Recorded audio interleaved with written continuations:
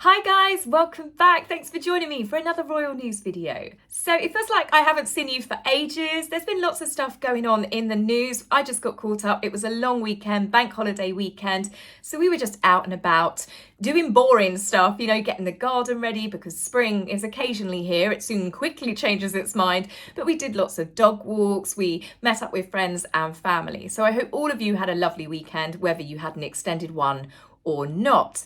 So because I am starting a little bit later in the week, we're going to do a little bit of catch up because there were a couple of stories last week, or photographs rather, I really want to share and to talk about because they were wonderful. The first photograph we are going to talk about is this beautiful one taken by Millie Pilkington. She has captured a really beautiful and soft side to the King and Queen Camilla together in their garden.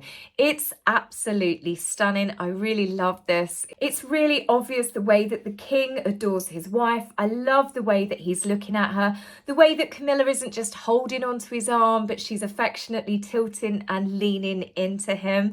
This photograph has captured the love that these two have for each other, and I thought it was really, really stunning. And it came on the back of a wonderful announcement that His Majesty has been signed off by his doctors to be able to go back to work, which means that his health is obviously doing a lot better. Millie Pilkington is definitely, I would say, someone that's in the royal family's inner sanctum. She has taken lots of pictures over the years, which brings me to my next photograph, which I forgot to mention in my video last week when we were celebrating the 13th wedding anniversary of Catherine and William. And this photograph was released by their social media accounts, which was a previously unseen wedding photograph. Now, many people were quick to point out that Prince William is wearing a different uniform to what he actually got married in. This is because Prince William got married in his Red Irish Guards. He was Colonel-in-Chief, which was his to date most senior military appointment. And apparently, Granny had insisted. Yes, the Queen had said, I know that you would like to wear your other uniform, but this is your most senior position. And what Granny says, as Prince William has often said, definitely goes. The uniform that he did want to wear was the uniform that he wore alongside his brother at Harry and Meghan's wedding, which is the frock coat for the Blues and Royals household cavalry.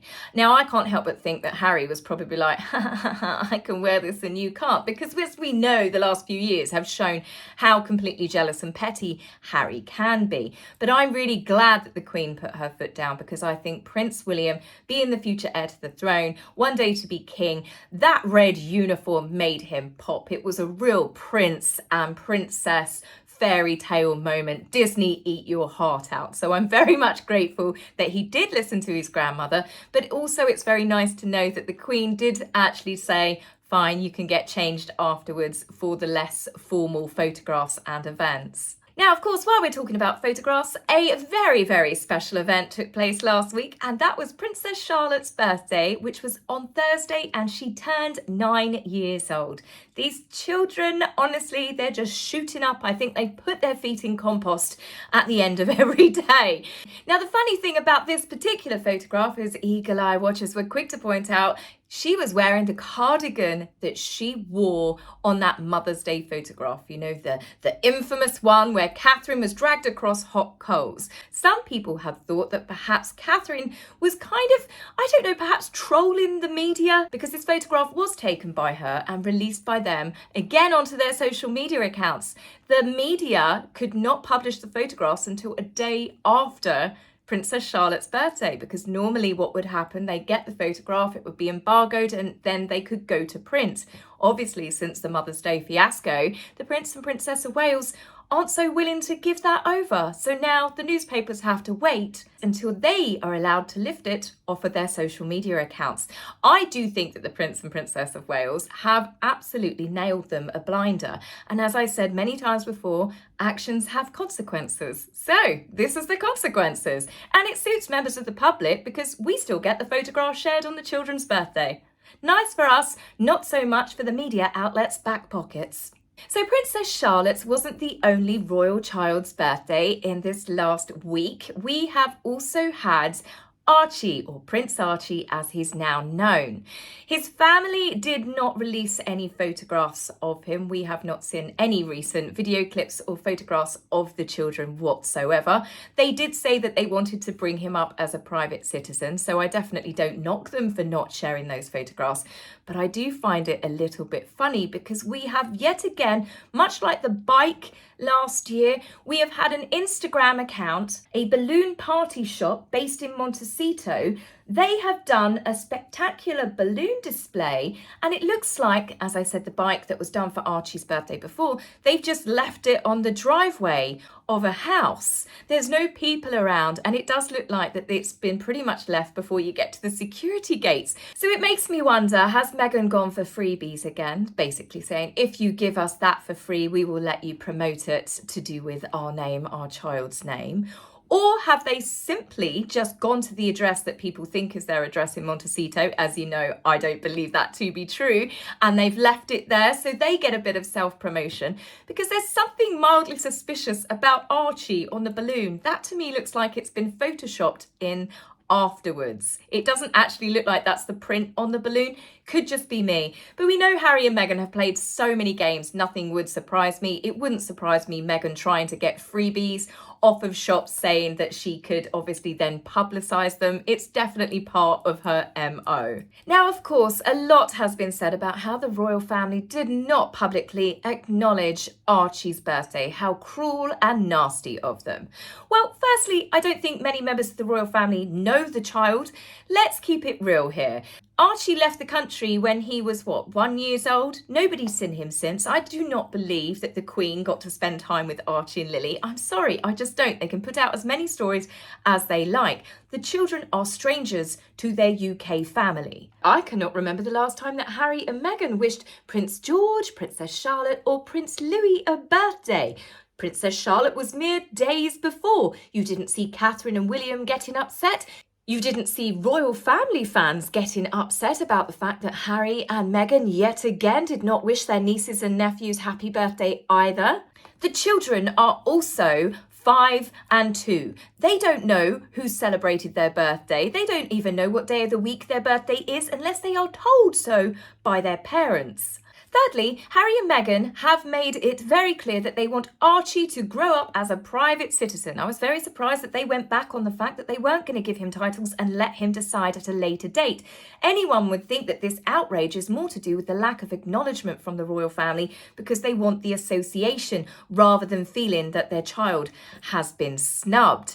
Because you don't see the same fevered, angry articles or the little digs from sources coming from their camp complaining about the fact that there was no public acknowledgement of Archie's birthday from the Markles or the Raglans. That is because only one side of the family is financially beneficial to them.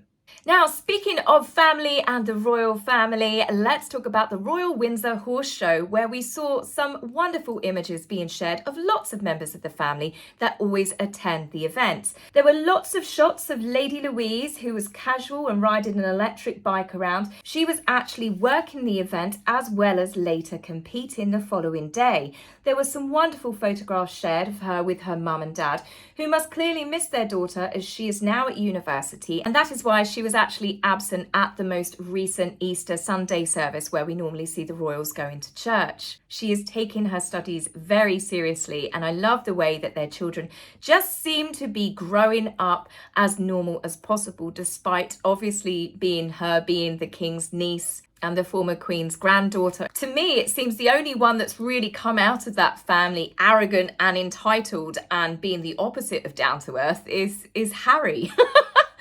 But on a serious note, when you see them all together, the royal family, when they don't realise the camera's off them, they just interact with each other and members of the public normally, especially at equestrian events. There is no airs and graces, there's no bodyguards around them. They're not marching across the lawns with the sound of trumpets almost playing in the background.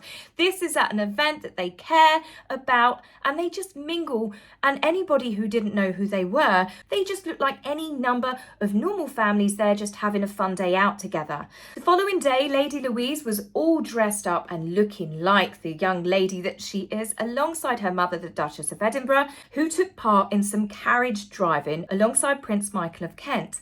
absolutely beautiful photographs of Lady Louise. She radiated happiness as she took part and competed. The sport of carriage driving was loved by Prince Philip, and Lady Louise picked this up from him. And then upon his passing, he left his carriage and his favourite ponies to her. In the last year before we lost Queen Elizabeth, we saw her at the Royal Windsor Horse Show proudly looking on at her youngest granddaughter as she came out driving the horses and the carriage once owned by her husband, Prince Philip. And it was so nice, I'd imagine, for the Queen, knowing that that legacy is in fact being passed down to Lady Louise. Now, Lady Louise isn't, of course, the King's only niece who is mad about horses, an Olympic equestrian herself, and that is, of course, Zara Tindall, who gave her uncle the biggest hug when she saw him. There have been so many photographs capturing moments between King Charles and his niece Zara, and they are often seen laughing and hugging at events.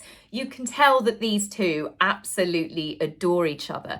And this is what makes me laugh somewhat with the stories that Harry tried to peddle about his cold upbringing, how he was unloved, that people in that family do not hug. Because obviously you can see with your own eyes, they are all very affectionate with each other.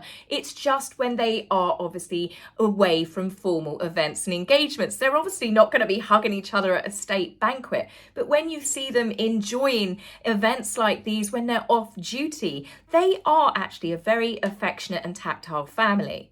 But then, as we know, Harry was trying to appeal, as was Meghan, to an audience of people that were not royal watchers.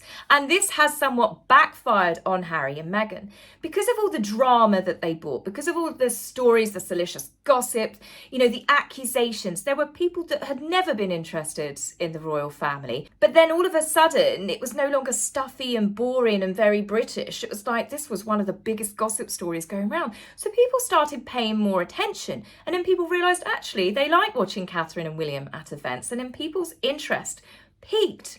But the problem is for Harry and Meghan, the more people were interested in the royal family and they saw the way Harry and Meghan were behaving, Harry and Meghan's popularity has plummeted to its lowest ever. And yet the royal family that they're trying to tear down are now more popular than ever before. Even the King and Queen Camilla have now got more points than what they did before the coronation. Every time Harry and Meghan have tried to cause destruction, it seems that the only things that they seem to destruct is themselves, their own image, their various versions of the truth. And I can't help but feel it's a perfect slice of karma. Now, speaking of those two, a funny story has come out, and I honestly think that Gwyneth Paltrow has flexed her A-lister Hollywood influencer muscles, and shots have been fired. Montecito is her patch, and I don't think Meghan will be stealing her crown anytime soon. Gwyneth has thrown a lavish party at her Montecito mansion as part of a collaboration between Loro Piana, a luxury Italian clothing and textile company, and of course her very successful lifestyle and wellness brand, Goop. Guests consisted of Gayle King, Oprah, Abigail Spencer, Ted Sarandos, the Netflix CEO, and his wife, and yet there was one Montecito resident who was noticeably absent. The sort of party that Meghan would have loved to attended, but her invite, it would seem, got lost in the post. Gwyneth put on a lavish Italian-inspired dinner in keeping with Montecito's American Riviera reputation, surrounded by lemon trees and place settings that I'm sure that Meghan herself would have been impressed by, especially with her love of fancy cursive writing. She can call it calligraphy as much as she likes.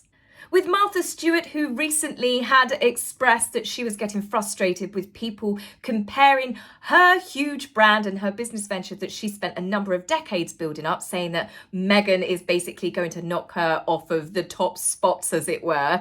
I think that that's just laughable in itself. But apparently Martha was getting slightly annoyed by the comparisons because Meghan has done no work. The only reason why Meghan has got the fame that she has is because she married the royal family and then spent several years trashing the royal family. She is known amongst Hollywood circles as being a lazy grifter. So whilst I do not think that Martha or Gwyneth are even remotely convinced that Meghan is any sort of threat, I can imagine it does get up their nose every time someone's got a microphone and just happens to name drop Meghan again. As for Gwyneth, I think that she had more comparisons thrown her way when Meghan did announce American Riviera Orchard Montecito, not helped by the fact that Meghan's kitchen scene was compared to Gwyneth being in her kitchen, and also, funnily enough, having a matching bowl of lemons. Also, given the fact that Gwyneth is friendly with the owners of and has also collaborated with Flamingo Estate, who, as I mentioned in my last video, Meghan has basically tried to plagiarise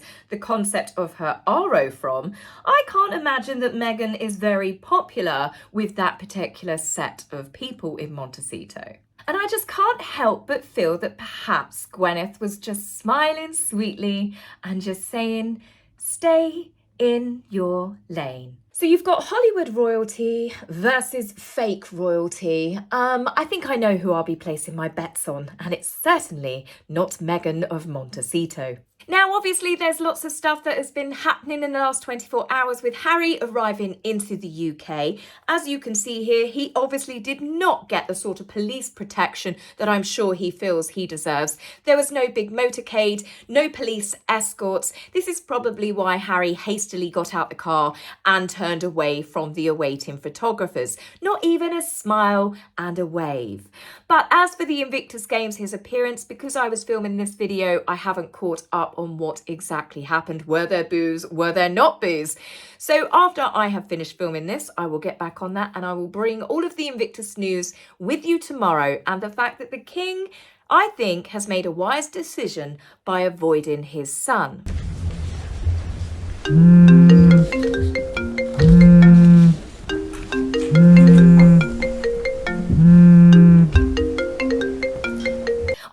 Dreading the next few days of coverage that's going to come out of Harry and Meghan's fake tour to Nigeria. It's going to be unbearable, but I will make sure that I will continue to talk about real members of the royal family and not the ex-attention-seeking royals, who are literally going on holiday and are going to be using another country's lovely invite and their taxpayers' cash to have a big freebie and to pretend that they are still working royals. Harry and Meghan, all they've got now is dress up and play pretend. A bit like we had stories come out, the reasons why Harry and Meghan decided to skip the Met Gala. The many reasons why Meghan missed out on her hotly anticipated debut on the Met Gala carpet.